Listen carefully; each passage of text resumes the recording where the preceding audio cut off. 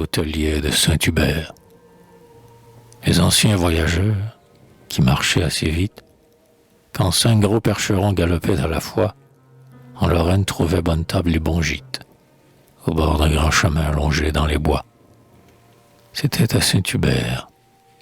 On voyait en peinture, sur l'enseigne, un chasseur et sa meute en arrêt, devant un cerf discorde portant dans sa ramure une croix lumineuse éclairant la forêt. Les chevaux et les chiens, les valets et les maîtres, de cette antique auberge ont gardé souvenir. L'arche du grand portail, les 18 fenêtres, d'un quart de lieue au moins vous regardez venir. En hiver, en été, nuit et jour, maison pleine.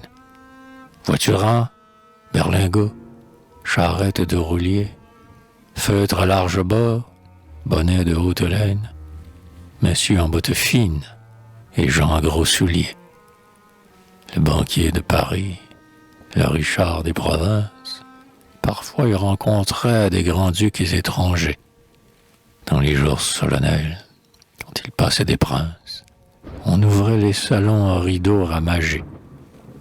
Les piétons qui montaient sous le vent des cuisines, aspirant leur fumée chaud et réparateur, de loin s'orientaient de toutes ses narines, et d'une jambe ailée arpentaient les hauteurs.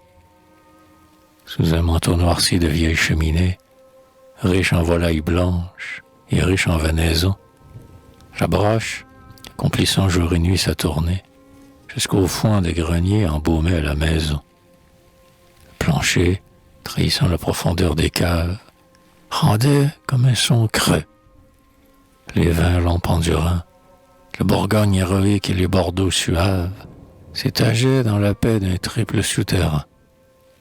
Tout au fond des jardins, des chambres pacifiques abritaient de grands lits où le voyageur là, comme un cygne bercé par des flots séraphiques, nageait dans le sommeil ouaté des prélats.